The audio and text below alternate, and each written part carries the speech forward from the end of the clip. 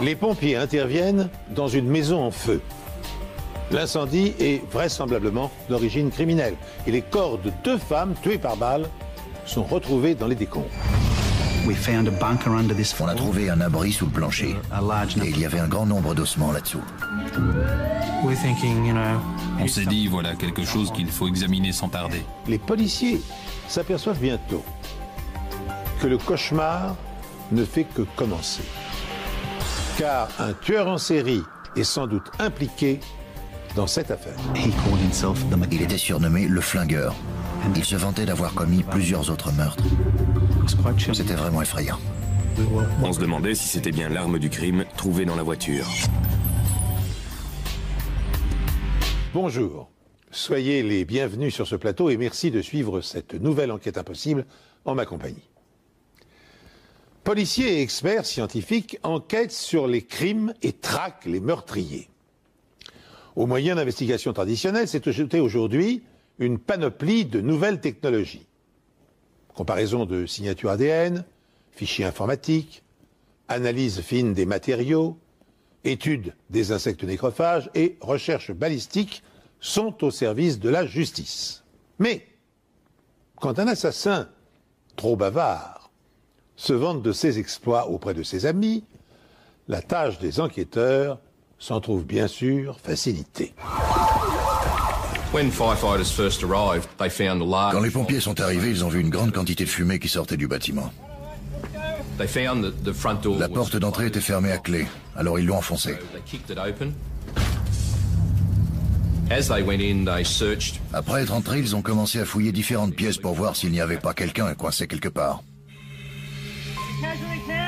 L'un d'entre eux est entré dans une pièce qui ressemblait à un salon et a trouvé une femme assise dans son canapé. L'incendie avait épargné la pièce, mais apparemment la femme était morte. Un autre pompier s'est dirigé vers le fond du bâtiment. Au fond du couloir, il a vu une grande pièce, un bureau en fait, qui était dévoré par les flammes. En entrant dans la pièce, il a trouvé le corps d'une femme étendue sur le sol. Pensant qu'elle était peut-être encore en vie, il a traîné le corps jusqu'au milieu du couloir, et c'est seulement à cet instant qu'il a vu que la femme portait d'horribles blessures et qu'elle était morte. Alors les 2 pompiers sont revenus dans le couloir pour s'assurer que l'incendie n'était pas en train de se propager ailleurs dans le bâtiment. À la suite d'un appel d'urgence, les pompiers sont arrivés au centre de bien-être Kerry's, où le feu avait pris dans une pièce du fond. En éteignant les flammes, ils ont fait une macabre découverte. Il y avait 2 morts à l'intérieur du bâtiment. L'incendie a été rapidement maîtrisé. Et une enquête a été ouverte pour déterminer les causes des décès et de l'incendie. Le lieu s'appelait Kerry's Oasis. Sur le plan commercial, c'était présenté comme un centre de spa-réflexologie, ce qui d'après moi est juste un nom pompeux pour un institut de massage. Les 2 victimes à l'intérieur du bâtiment et les preuves sur la scène du crime donnent à la police une idée assez claire de ce qui s'est passé. Apparemment, la première victime dans la pièce donnant sur l'avant n'a pas opposé de résistance, et j'irais même jusqu'à dire qu'elle n'a rien vu venir. Elle avait 3 blessures par balle du côté droit, au niveau de la joue, du cou et de la tempe. Cette dernière montrait des abrasions au niveau des tissus musculaires, ce qui veut dire que l'arme était au contact de la peau quand le coup de feu a été tiré. Sa position assise sur le canapé était très naturelle et la façon dont le sang avait coulé sur le devant du corps semblait fortement indiquer qu'elle était soit en train de parler avec le coupable quand il lui a tiré dessus et donc qu'elle ne s'y attendait pas, soit que le coupable est entré dans la pièce, lui a tiré dessus et est immédiatement ressorti.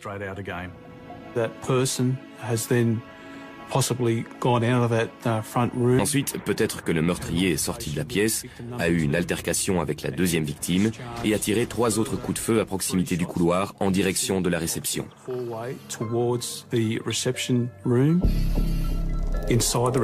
À la réception, il y avait des impacts de balles sur 2 des murs et un humidificateur avait également été traversé de part en part par ce qui semblait être une balle.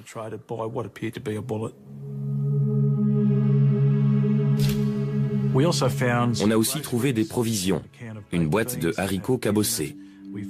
Il y avait un journal maculé de sang. On pouvait raisonnablement en déduire qu'il y avait eu des coups de feu ou qu'il s'était passé quelque chose dans cette pièce. Dans le couloir, il y avait des éclaboussures de sang sur les deux murs. Un distributeur d'eau réfrigérée avait été renversé, ce qui une fois encore laissait penser qu'il y avait eu une lutte dans le couloir. L'analyse superficielle de la scène de crime prouve que la seconde victime s'est sauvagement débattue avant d'être exécutée à bout portant. S'agit-il d'une tentative de braquage ou d'un règlement de compte? Son ou ses agresseurs étaient-ils des familiers des lieux? L'examen approfondi du cadavre va-t-il apporter des réponses à ces questions? Il y avait des coupures bien visibles sur le visage et le cou. Le visage présentait de très graves blessures, ce qui indique généralement que le meurtrier éprouvait une très forte aversion pour sa victime. Elle avait aussi une blessure par balle à l'œil droit et je pense que ça a certainement été le coup de feu fatal. Les deux victimes ont donc été achevées d'une balle à bout portant. Ça ressemble à une exécution. L'une des victimes a été découverte près du bureau. Elle a été poignardée et égorgée. La police pense qu'il s'agit de la gérante, âgée de 40 ans. Sous le choc, son concubin, âgé de 57 ans, s'est effondré en apprenant son décès.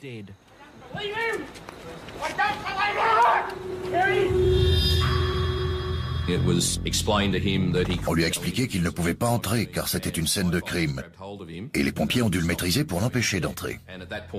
À ce moment-là, il s'est effondré dans la rue et on a aussitôt appelé une ambulance pour s'occuper de lui. Alors qu'il est conduit à l'hôpital, des inspecteurs vont voir le véhicule qu'il a abandonné en pleine rue. Lorsqu'on a ouvert la porte coulissante du Tarago blanc, on a trouvé une carabine à levier de sous-garde avec une housse juste à côté de la portière. La housse était à moitié ouverte et il y avait du sang dessus et sur la doublure. Le fait de trouver une arme à feu si près du lieu d'un double meurtre, c'est très suspect, surtout qu'il y avait du sang sur la housse. Lewis connaissait les personnes qui se trouvaient à l'intérieur et il fallait bien sûr l'interroger. Les autopsies ont confirmé que les deux femmes ont été victimes d'une agression sauvage dans un institut de massage de Sydney. L'assassin a tenté de détruire le maximum d'indices, mais les flammes ne se sont pas propagées assez vite pour faire disparaître les traces de son horrible crime. Une autopsie a encore révélé que Kerry Pang, 40 ans, et Fatma Ozonal, 26 ans, ont été sauvagement assassinés. Pang avait été poignardée à plusieurs reprises. Elle avait été égorgée. Et elle avait également été blessée par balle. Ozonal présentait même plusieurs blessures par balle. Kerry et son employé Fatma, également surnommé Nikki, ont été abattus par une arme à feu de calibre 22. Alors, lorsque les inspecteurs découvrent une carabine du même calibre dans le fourgon du concubin de Kerry, ils n'ont d'autre choix que de l'interroger. Mark Lewis est sorti de l'hôpital où il a été soigné suite au choc émotionnel. Vous devez certainement être au courant maintenant que Kerry et son employé Nikki ont été assassinés. Vous m'avez dit qu'elles avaient été tuées par balle, oui? Vous le saviez déjà avant? Absolument pas. Pourriez-vous me dire ce que vous avez fait cet après-midi-là après 17 heures? Comme je vous l'ai déjà dit, à 17 heures, j'ai commencé à regarder le journal. Le journal de 17 heures à 18 heures. À environ 17h10, 17h15, le téléphone a sonné et j'ai éteint la télévision. J'ai décroché le téléphone et j'ai demandé ce que c'était. Lors de cet entretien, M. Lewis a déclaré qu'il avait reçu des menaces de mort visant Kerry à l'institut de West Ryde. En effet, il tenait également un institut de massage à West Ryde, le faubourg voisin de Gladesville. Une voix d'homme. Et il a prononcé des paroles du genre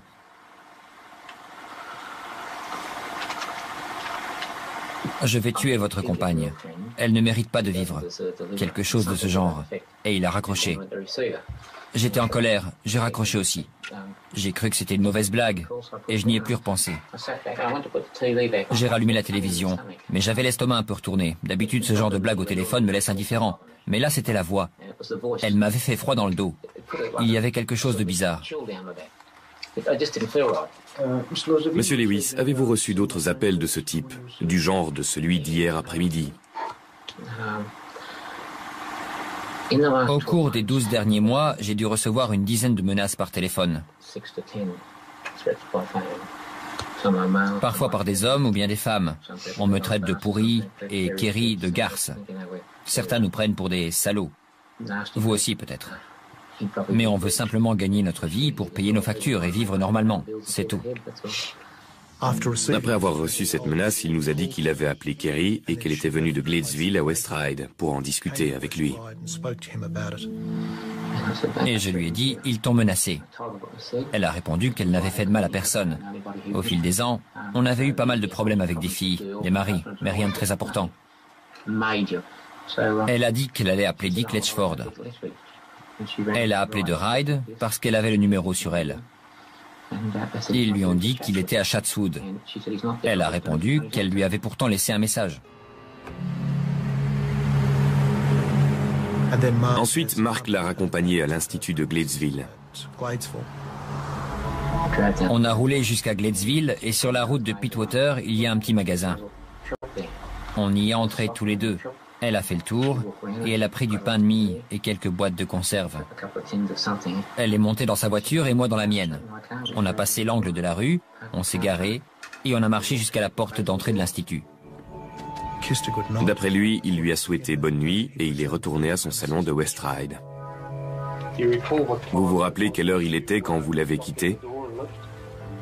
J'ai reçu l'appel de menace vers 17h15. Elle est arrivée vers 17h30, 17h45, je ne sais pas. Alors il devait être à peu près 18h15. Et ensuite, il est retourné à son salon de West Ryde, où il est arrivé aux alentours de 19h.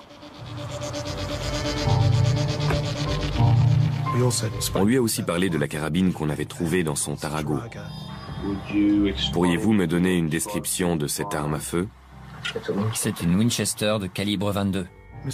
Monsieur Lewis nous a dit que lorsqu'il a laissé Kerry devant son salon, elle a voulu prendre la carabine qui était à l'arrière du Tarago pour pouvoir se défendre. Je lui ai dit qu'elle n'avait pas besoin de carabine. Alors l'arme est restée par terre à l'arrière du fourgon. Pouvez-vous me dire combien de carabines 22 vous possédez? Je ne sais pas exactement. Peut-être 3, 4 ou 5. Je ne peux pas l'affirmer. Mark Lewis, le compagnon de l'une des victimes, possède plusieurs carabines de calibre 22 identiques à celles ayant servi à perpétrer le massacre. Une arme de ce type a été retrouvée à l'arrière de sa voiture. Et, fait plus troublant encore, de minuscules taches de sang sont visibles sur la housse de transport. Lewis est-il impliqué dans le double homicide? Pour le savoir, Ray Grima, l'expert en balistique, étudie au microscope les 8 douilles et les 4 balles retrouvées sur la scène de crime. Il constate qu'elles proviennent toutes de la même arme. Il teste ensuite les 8 carabines que possède Lewis. Les tests comparatifs vont-ils l'incriminer? Lors d'un test, on tire 3 balles avec chaque arme. De cette manière, on peut récupérer 3 balles et 3 douilles utilisées. Pour ça, on utilise une cuve d'eau située dans nos locaux.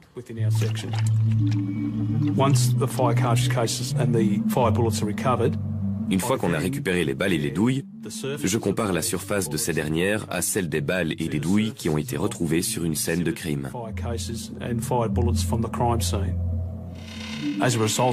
Grâce à ce travail, j'ai pu déterminer qu'aucune des 8 armes à feu de Lewis n'avait été utilisée lors du crime survenu à Gladesville.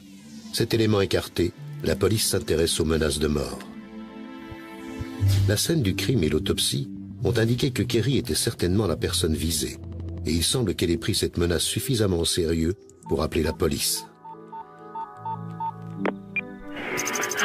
Bonjour, est-ce que Dick Letchford pourrait m'appeler de toute urgence au 01-825-7657? C'est Kerry Pang, merci. Il y a ce type qui se manifeste régulièrement depuis environ 6 mois. On l'a surnommé Fred Pierre à Feu parce qu'il a une grosse tête. C'était l'un de nos clients à Parramatta. Une fois, il avait rudoyé l'une de nos employées. Il a une mauvaise réputation. Il nous appelle, Kerry et moi, 3 ou 4 fois par semaine. Il déguise sa voix, ce genre de bêtises. La semaine dernière, on a eu un souci avec une de nos filles. Quand elle est partie, elle nous a menacés, Kerry et moi. Le double crime a-t-il été commis par un client psychologiquement perturbé ou par une employée licenciée? Pour vérifier cette hypothèse, les enquêteurs interrogent clients et employés mécontents. Comme tous possèdent de solides alibis, ils passent au crible les faits et gestes de Mark Lewis, qui est devenu leur principal suspect. Et ils ne tardent pas à découvrir une incohérence frappante dans son emploi du temps. Le véritable emploi du temps de M. Lewis était décalé d'1 heure par rapport à ce qu'il nous avait dit. Il était donc dans les parages quand le meurtre a été commis. Il a été reconnu qu'aucune des 8 armes appartenant à Mark Lewis n'était l'arme impliquée dans le meurtre de sa compagne Kerry et de son employé. Mais Lewis, 57 ans, est toujours dans le collimateur de la police. Pour commencer, pourriez-vous me parler de votre relation avec Kerry Pang? Kerry et moi avions une relation stable depuis 3 ou 4 ans. Il y a 3 ans et demi, je me suis séparé de ma femme après 32 ans de mariage. Depuis, Kerry et moi passions la plupart de notre temps ensemble, même si on vivait séparément. On dormait ensemble chez l'un ou chez l'autre.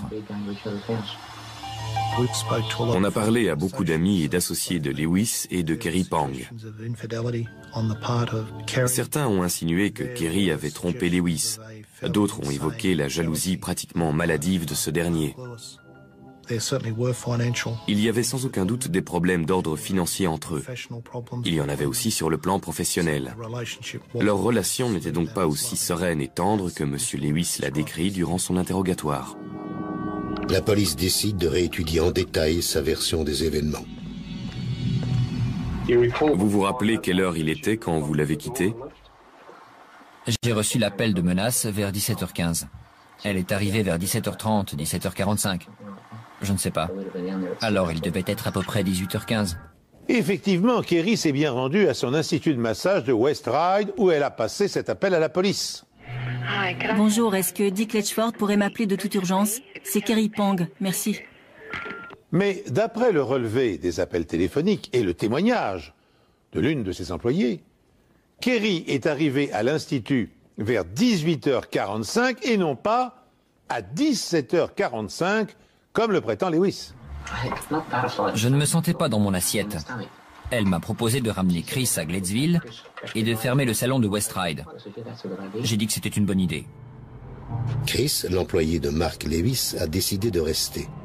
Elle a dit à la police que Lewis et Kerry sont partis dans des voitures séparées à 19h et que Kerry l'avait appelé juste avant d'arriver à l'Institut.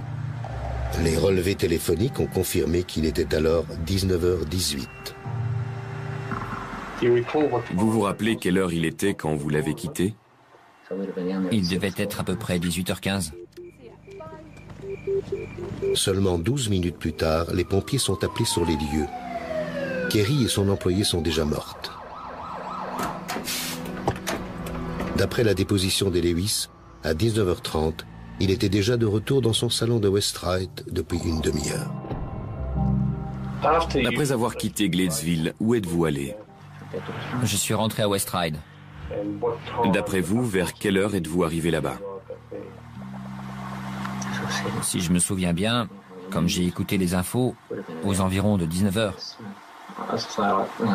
Enfin, à 10 minutes près. La femme qui travaillait à l'Institut de massage de West Ryde avec Lewis cette nuit-là nous a dit qu'il était rentré à 20h de Kerry's Oasis. L'emploi du temps véritable de M. Lewis était décalé d'1 heure par rapport à ce qu'il nous avait dit. Il était donc dans les parages quand le double homicide a été commis.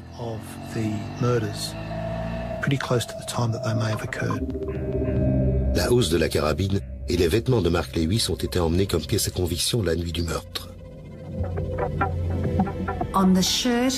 Sur la chemise, le caleçon et les chaussures, j'ai trouvé de toutes petites taches. Après une analyse préliminaire, on a appris que c'était du sang. J'ai également procédé à des analyses sur la housse de la carabine. Et à plusieurs endroits sur l'extérieur, comme sur la doublure, il y avait des petites taches qui auraient pu être du sang. On a envoyé des échantillons pour une analyse ADN. Le profil ADN du sang sur le caleçon de Mark Lewis correspondait à celui de Kerry, tout comme celui présent sur l'extérieur de la housse de la carabine. Mais la chemise portait une combinaison de différents ADN, ce qui indiquait qu'il provenait de plusieurs personnes, vraisemblablement 2. L'un des ADN correspond à celui de Kerry. Le deuxième est inconnu. C'est peut-être celui de Mark Lewis ou d'un autre suspect. Bien sûr, il ne fallait pas oublier que Kerry était l'associée et la partenaire de M. Lewis. Elle voyageait régulièrement dans son véhicule et évidemment, elle avait des contacts réguliers et très proches avec lui.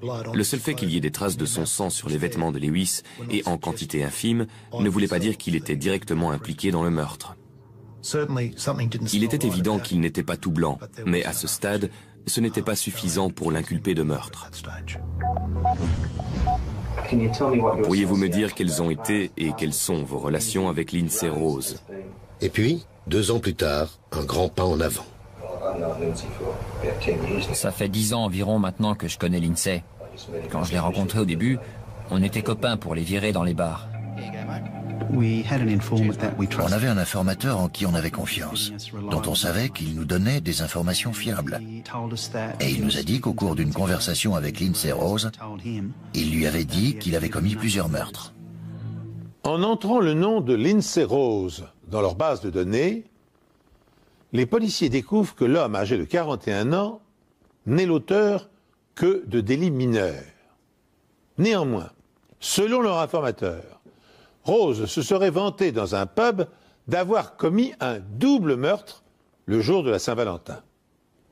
Cette information stupéfiante relance complètement l'enquête.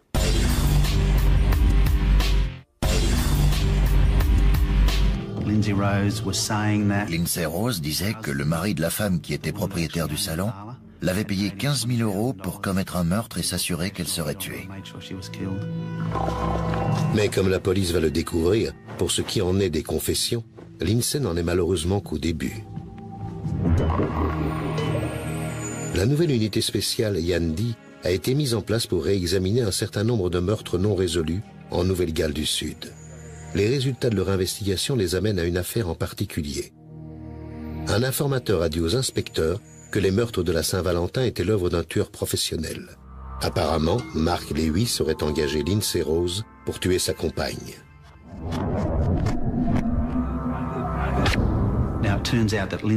On a découvert que Lindsay Rose et Mark Lewis s'entendaient plutôt bien. Ils avaient travaillé ensemble et étaient amis depuis des années. Mark Lewis possédait plusieurs entreprises et Lindsay Rose travaillait pour lui, pour des saisies immobilières et la sécurité. Une fois ce lien établi, la police sollicite de nouveau Mark Lewis. Il a refusé tout interrogatoire, il ne voulait répondre à aucune question. Si la police veut prouver que Mark Lewis a engagé un tueur à gages, elle doit prouver que Lindsay Rose était sur les lieux du crime. Les preuves physiques qui ont été conservées sont réexaminées, à commencer par la chemise de Mark Lewis, portant des traces de différents ADN. On ne pouvait pas écarter l'idée que le sang sur sa chemise pouvait être celui de Lindsay Rose. La lutte avec la victime, Kerry, avait été très violente. Il fallait qu'on sache quel était le groupe sanguin de Rose. On a fait des recherches et finalement on a trouvé que le groupe sanguin de Lindsay Rose était AB négatif. C'est un groupe sanguin très très rare. Ce groupe sanguin ne figure pas dans les différents ADN sur la chemise. Mais les résultats sur le plan balistique sont plus probants. L'informateur nous avait dit que Lindsay lui avait donné l'arme et qu'il l'avait revendue à un ami qui en voulait une pour sa protection. Il nous a dit qui était cette personne, on a effectué une perquisition chez lui et on a trouvé un pistolet de tir sur cible avec un silencieux maison. On a fait des analyses balistiques dessus, mais elles n'ont rien donné de concluant. Les experts ont seulement pu dire que c'était une arme similaire à celle du crime, mais sans pouvoir prouver indiscutablement que c'était celle-là. Ensuite, on s'est intéressé à la plaquette de nez des lunettes qui avaient été retrouvées sur la scène du crime. Cet objet minuscule mais d'importance a été retrouvé dans le couloir devant la réception, là où la lutte armée avait eu lieu. Les lunettes de Mark Lewis étaient intactes ce soir-là, mais la police a maintenant un autre suspect. On savait que Lindsay Rose portait des lunettes. Comme on avait retrouvé une plaquette de nez sur les lieux, on était sûr qu'une paire de lunettes avait été abîmée. On a interrogé tous les opticiens du quartier où vivait Lindsay Rose. Et voilà, 3 jours après les meurtres, un opticien nous a donné la fiche d'une personne du nom de Lindsay Rose qui avait donné ses lunettes à réparer. La fiche portait une signature et c'était bien celle de Lindsay Rose. Ça n'avait pas l'air de grand-chose, mais quand on rassemble toutes les preuves, même minuscules, ça devient capital. On a fait venir Lindsay Rose pour l'interroger. Il a nié avoir une quelconque implication dans les meurtres. Il a dit qu'il était au courant, mais que c'était notre informateur qui avait commis les meurtres avec une autre personne du nom de Donnie. La police pense que son informateur n'a rien à voir là-dedans. Mais ce Donnie pourrait-il être autre chose qu'un nom? Lindsay Rose a-t-il fait une erreur et offert à la police un témoin clé? Lindsay se surnommait souvent le flingueur, un terme utilisé par le personnage de Charles Bronson dans un de ses films pour désigner un tueur à gages. Yeah, it's a shooter. A hitman. Dans le film, le flingueur avait un assistant et on a découvert que Lindsay se vantait d'avoir eu un assistant à ses côtés lors des meurtres.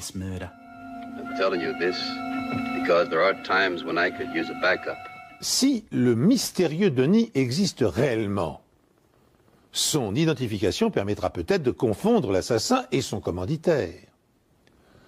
Tout en épluchant la liste des amis de Lindsay Rose, les policiers recueillent de nouvelles informations de leur informateur. Par chance, Rose n'est pas avare de confidences. Lindsay aurait confié à notre informateur qu'il avait commis plusieurs autres meurtres. Il a parlé d'un couple des quartiers ouest de Sydney, dont le nom de famille commençait par K. Et il a dit à l'informateur en rigolant « J'espère qu'ils ont apprécié les huîtres ». Avoir des informations spécifiques, malheureusement assez imprécises, ne nous a pas facilité la tâche. On a fait beaucoup de recherches et on a vérifié toutes les archives pendant que mon partenaire étudiait les vieux dossiers de meurtres non résolus. Bien sûr, il y avait eu des doubles homicides, des personnes tuées par balle, mais là, on s'était lancé dans une véritable quête en se basant sur cette information concernant les huîtres. Finalement, on est tombé sur un article qui parlait de meurtres non résolus avec les photos d'Edward Kavanagh et de Carmelita Lee. On est alors retourné aux archives et on a ressorti le dossier et on a commencé à l'éplucher. Il y avait une série de photos prises sur la scène de crime par un enquêteur du service médico-légal. Et quand je suis arrivé à la 3e, c'était celle d'un couloir avec un bocal d'huîtres cassé par terre. Je me souviens que mon partenaire et moi, on s'est regardés et on s'est dit « là, ça devient intéressant ». 12 ans après les faits, le double meurtre de Billy Kavanagh et sa compagne Carmelita Lee, commis en 1984, n'a toujours pas été éclairci.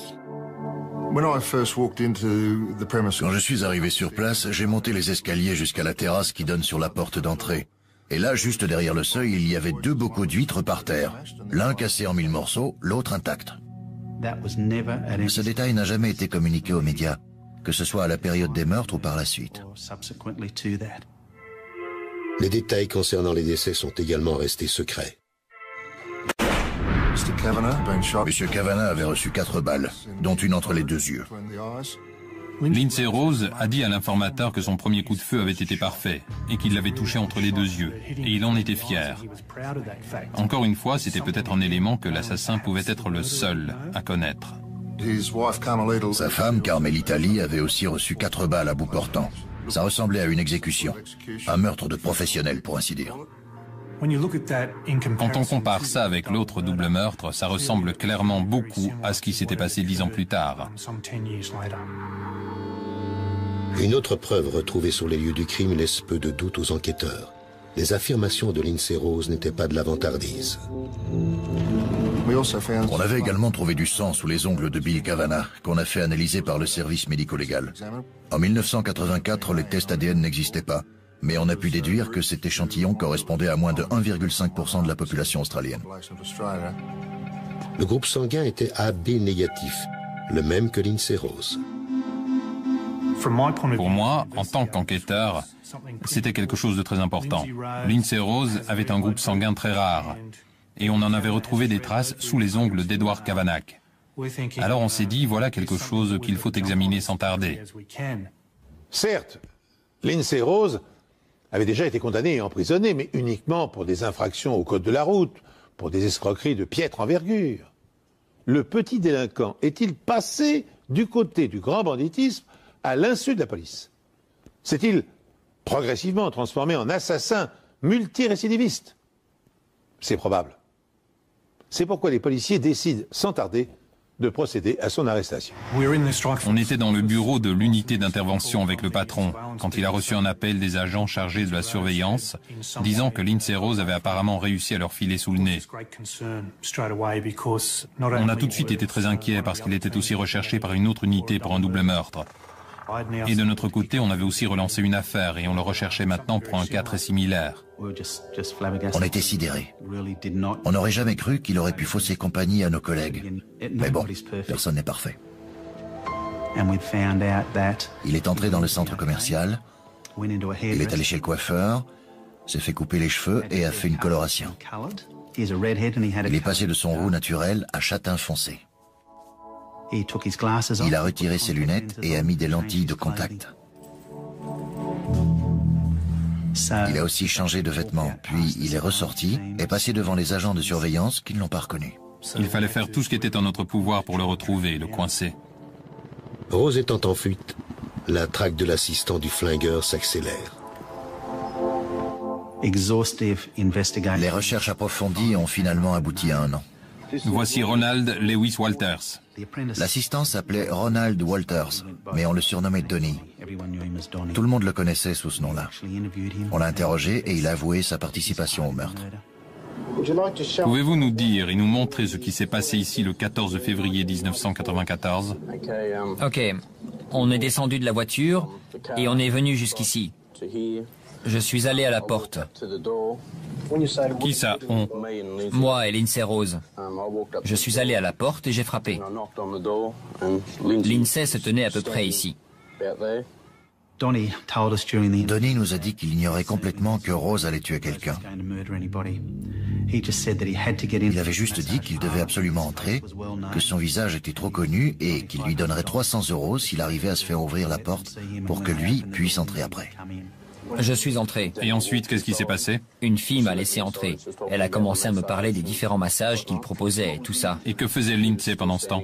Il se tenait toujours là. Et puis il est entré et m'est passé devant avec son arme. Il s'attendait à ce que Kerry soit là et elle n'y était pas. Il y avait seulement une fille âgée d'une vingtaine d'années. Il l'a traînée de force dans ce couloir jusqu'à cette pièce. Il y avait un canapé ici, où il l'a fait asseoir.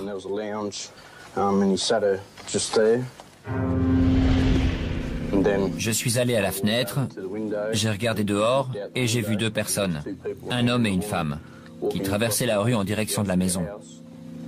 Et là, j'ai entendu comme un bruit, comme le silencieux d'arme à feu. Je me suis retourné, il avait abattu la fille dans le canapé. Et il m'a dit d'aller me cacher. Donnie Walters était choqué par ce qui venait de se passer.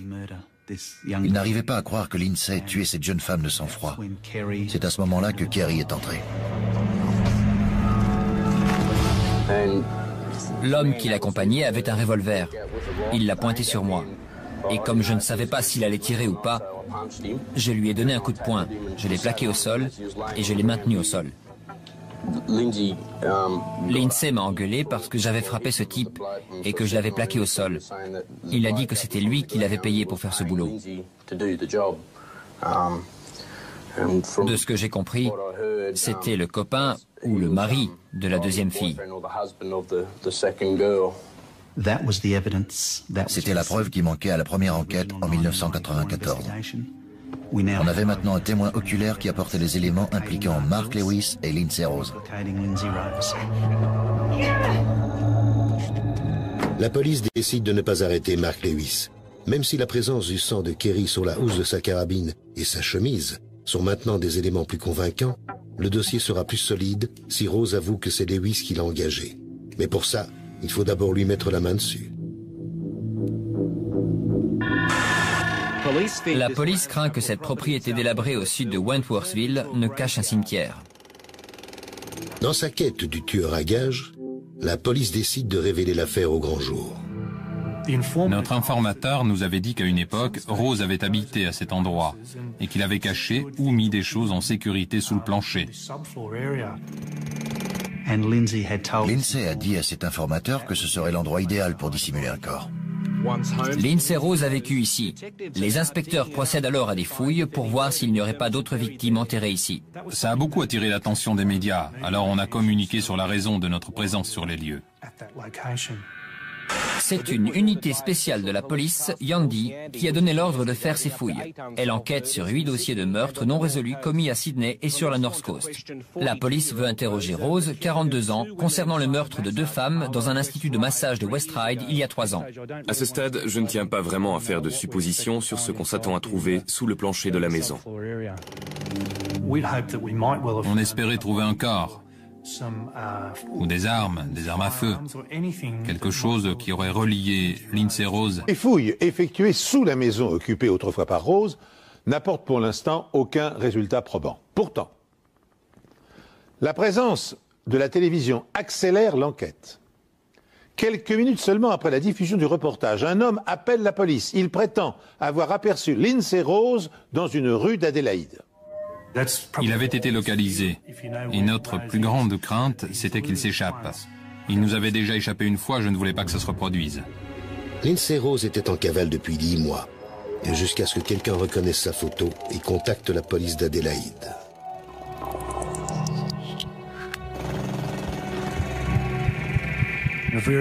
Très rapidement, les agents de la police d'Adélaïde ont réussi à repérer Rose et à l'identifier de manière formelle.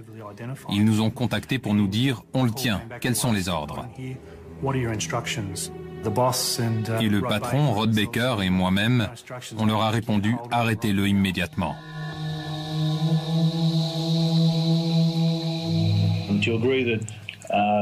Vous reconnaissez avoir été arrêté par la police sud-australienne à environ 6h40 hier matin, le 10 avril 1997 ? Il était 5h40. Excusez-moi, 5h40. Dire qu'on était content de l'avoir enfin coincé serait un euphémisme. C'était notre plus grande satisfaction. Les inspecteurs Baker et Appleton prennent le premier avion pour Adélaïde. Je me demandais, est-ce qu'on va arriver là-bas et trouver quelqu'un d'imperturbable, qui ne nous dira rien, ou alors quelqu'un qui sera disposé à parler de ce qui s'est passé ces 10 dernières années. C'est un sentiment étrange quand on est en route et qu'on doit se préparer à toutes les éventualités. Il faut réfléchir, et je me suis dit, si je réussis à le faire parler et qu'il me dit tout, je vais devoir être scrupuleux sur chaque point.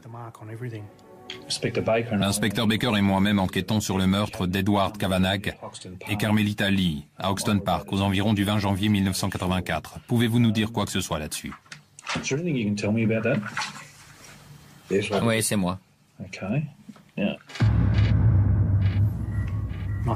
Je me suis dit, eh bien voilà, Lindsay Rose vient d'avouer le meurtre de Kavanagh et Lee. Il a dit ça de manière si directe et détachée. Oui, c'est moi. Je les ai tués. Vous m'avez répondu tout à l'heure, c'est moi. Qu'est-ce que ça veut dire? Qu'est-ce que vous vouliez dire par là? Je suis allé chez lui et je l'ai tué. D'accord. La fille d'origine asiatique était là. Je l'ai ligotée et bâillonnée pour qu'elle ne fasse pas de bruit. Et j'ai attendu que Bill rentre chez lui. Qu'est-ce qui s'est passé quand Bill Kavanagh est rentré chez lui? Il a passé la porte, m'a vu là dans l'entrée et s'est arrêté. Et là, qu'est-ce qui s'est passé? Je lui ai tiré dessus. À quel endroit? Si je me souviens bien, je l'ai touché ici. Décrivez-moi ça, c'est où ici? Au milieu du front. D'accord. Qu'est-ce qui s'est passé quand il a été touché?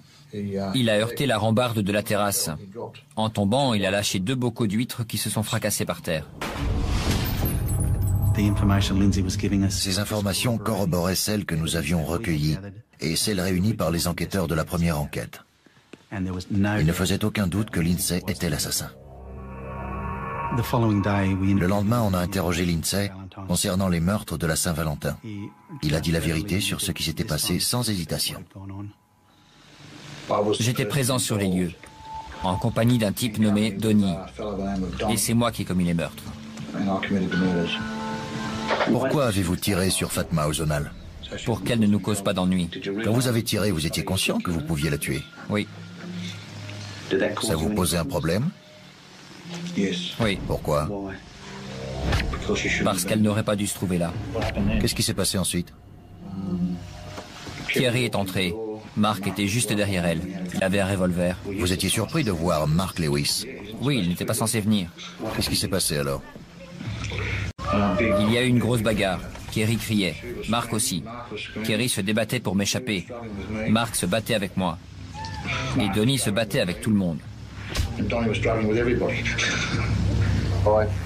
J'ai sauté sur le type, je l'ai maintenu au sol, et elle a couru le long du couloir, jusqu'à cette pièce là-bas.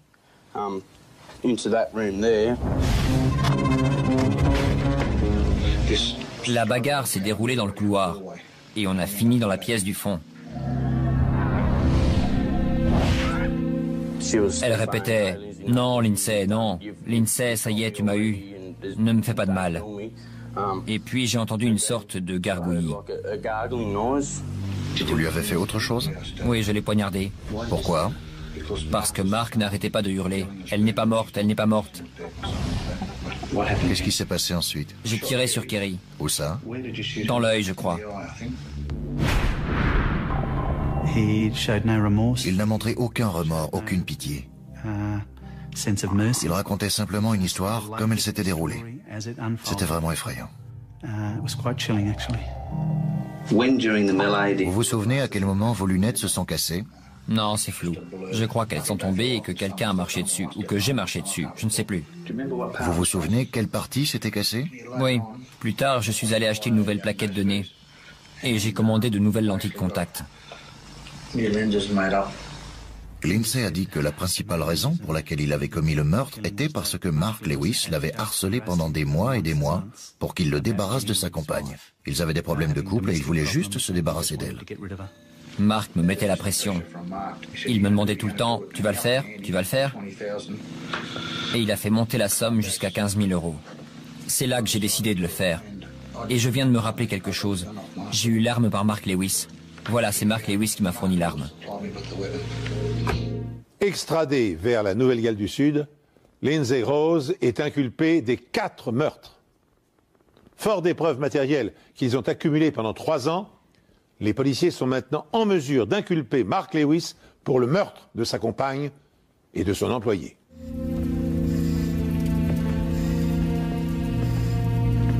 Le témoignage de Donnie Walters ainsi que l'ADN et les preuves scientifiques ont incité le jury à condamner Mark Lewis pour les 2 meurtres. Il a été condamné à la réclusion à perpétuité pour le meurtre de Kerry et à 18 ans de réclusion pour celui de Fatma. Mark Lewis est un calculateur, aussi cruel que Lindsay, mais davantage du genre lâche. Pas disposé à faire le sale boulot lui-même, mais content que quelqu'un d'autre le fasse à sa place. Donnie a été condamné à 18 mois d'emprisonnement pour sa participation au meurtre et a purgé sa peine. Quant à Lindsay Rose, il ne sera jamais libéré. Il a plaidé coupable pour les 2 doubles meurtres et en a avoué un 5e. Cet homme qui a tué 5 personnes a bien failli échapper à la justice. Lindsay Robert Rose a tué ses victimes de sang-froid. Parmi elles, la gérante de l'institut de massage de Gladesville, Kerry Pang, et sa collègue Fatma Ozonal, toutes 2 tuées par balle. Edward Kavanagh et Carmelita Lee avaient été exécutés dans leur chambre à leur domicile de Hoxton Park. Mais l'agression la plus brutale de l'accusé est celle commise sur Lynette Holford, qui au cours d'un cambriolage raté a été frappée de 32 coups de couteau. En l'espace de 10 ans, 5 personnes sont mortes de la main de Lindsay Rose. Ironie du sort. L'accusé avait été autrefois secouriste ambulancier et il s'était héroïquement illustré lors de la catastrophe ferroviaire de Granville en 1977. À cette époque, un train avait heurté les piliers d'un pont et fait 83 morts. Il avait fallu beaucoup de bravoure pour fouiller les décombres à la recherche des corps.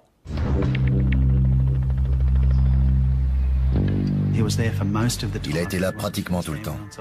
C'était l'un des premiers ambulanciers sur place. Il a rampé dans les wagons, aidé les gens, prié pour les victimes, réconforté les mourants. Il a été un véritable héros ce jour-là. Faire le rapprochement avec un tueur en série et la brutalité de ses meurtres est une chose qui défie l'entendement.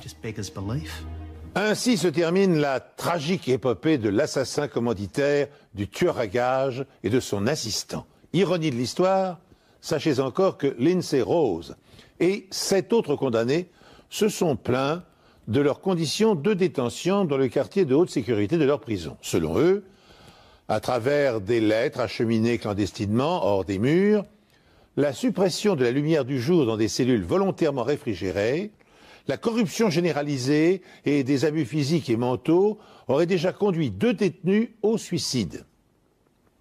Si la dignité humaine des prisonniers ne nous préoccupait pas tant, ces revendications pourraient prêter à sourire, car lorsqu'on est capable de tuer 5 personnes de sang-froid, il peut sembler dérisoire de se plaindre ensuite de l'inconfort de sa cellule. Cette émission est maintenant terminée. Je vous remercie de l'avoir suivie en ma compagnie et je vous donne rendez-vous prochainement sur cette antenne pour une nouvelle enquête impossible.